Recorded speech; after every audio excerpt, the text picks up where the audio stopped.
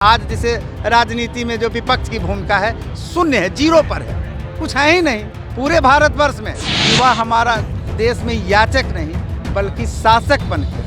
नमस्कार, आप देख रहे हैं कशिश न्यूज़। मैं हूं अंकिता सिंह। गर्दनी बाग में अलग अलग तरह के धरने दिए जाते हैं, प्रदर्शन किए जाते हैं। गर्दनी बाग को इसलिए ही जाना जाता है। लेकिन इससे पहले जो हमने एक खबर दिखाई थी, उस खबर में आपने देखा था कि एक व्यक्ति ने अपने हाथ को काट करके इतिहास रचा था। लेकिन इस वक्त जो हमारे पास मौजूद है वो शख्स, वो एक साल में 17,000 किलोमीटर से ज़्यादा चलकर इतिहास रच दिया है। लेकिन ये कुछ मांग लेकर के बैठ गया पटना के गर्दनी बाग धरना स्थल पर। हम इनसे जानते हैं कि आप जो मांग लेकर के बैठे हैं, क्या मांग है आपकी? पहला नंबर, मेरा नाम विजय कुमार हुआ। मैं एक सामाजिक कार्यकर्ता हूँ। 26 जनवरी 2022 को पद यात्रा प्रारंभ किए थे गांधी मैदान से, और अभी तक 28 राज्यों एवं 5 केंद्र शासित राज्यों का पद यात्रा मैंने किया है। इस पद यात्रा करने का आपका मकसद क्या है? मकसद है कि व्यवस्था में परिवर्तन हो, पंचायत से लेकर पार्लियामेंट तक युवाओं को 80% भागीदारी हो, राजनीति में सुनिश्चित की जाए। सरकारी संसाधनों में 80% युवाओं की भागीदारी होनी चाहिए। जो पढ़ लिख गए हैं उन्हें नौकरी दें या रोजगार दें, अगर नहीं है तो उन्हें बेरोजगारी भत्ता सुनिश्चित की जाए। जो यह चुनाव है वो सरकारी खर्चे पर हो, ताकि गरीब गुरबा लोग, वंचित समुदाय के लोग सदन तक पहुंच सकें। आज के तारीख में गरीब गुरबा सदन नहीं पहुंचेंगे, एक अरबपति करोड़पति जाएंगे। यह भी मेरा मांग है। चौथी है कि जिस तरह से सरकारी कर्मचारियों का उम्र सीमा तय है, निर्धारित है, उसी तरह हमारे राजनेताओं का भी उम्र सीमा निर्धारित होनी चाहिए।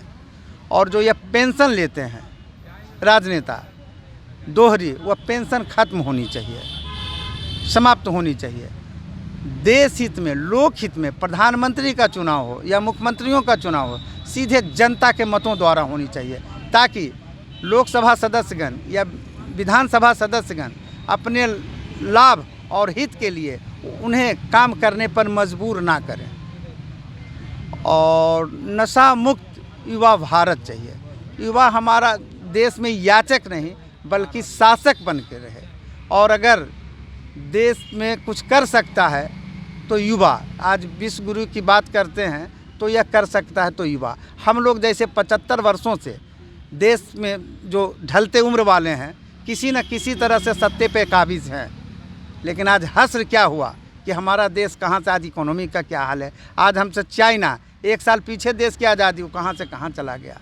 तो बहुत तरह की बात है। इसलिए हम युवाओं से अपील करना चाहेंगे कि वो अग्रणी भूमिका निभाए। चाहे देश में जब भी, चाहे अंग्रेज काल में हो, अंग्रेज भगाने की बात हो, युवाओं से भागे। जैसे भगत सिंह, सुभाष चंद्र बोस जैसे।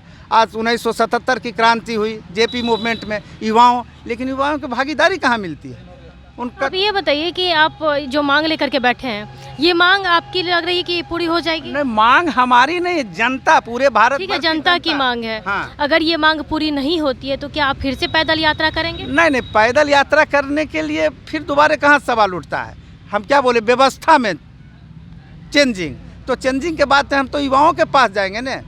युवाओं के पास कोई देता थोड़े है, छीनना पड़ता है, लेना पड़ता है। और आज के तारीख में युवाओं जितना माने ऊर्जा है, शायद अभी हमारे बुजुर्गान को समझ में नहीं आ रहा है। जब एक बार आज हम अपील करना चाहेंगे कि 75 वर्षों से आज जैसे राजनीति में जो विपक्ष की भूमिका है शून्य है, जीरो पर है, कुछ है ही नहीं। पूरे भारतवर्ष में अगर ये अपने आप को अपनी डफली अपने आगे कहते हैं ना, पूरे ये वो सब बात नहीं। जब भी अगर देश में कुछ करेगा तो मात्र युवा, उसके सिवा कोई कर ही नहीं सकता है। तो आप देखिए कि जिस तरह से ये धरना स्थल पर बैठे हैं, इनकी 8 मांग है, और उस 8 मांग को लेकर के ये लगातार ये जो इनकी जो मुख्य मांग है युवाओं को लेकर के, उनकी बेरोजगारी को लेकर के, बेरोजगारी दूर करने को लेकर के है। दूसरा, इनका सबसे बड़ी जो मांग की बात की जाए तो ये एक मांग लेकर के बैठे, जो सरकारी पेंशन भत्ते ले रहे हैं राजनेता, और वेतन भत्ता को खत्म कर दी जानी चाहिए। और यही सब कुछ मांग लेकर के ये आज धरना स्थल पर बैठे हैं। फिलहाल के इतना ही, बने रहे कशिश न्यूज़ के साथ।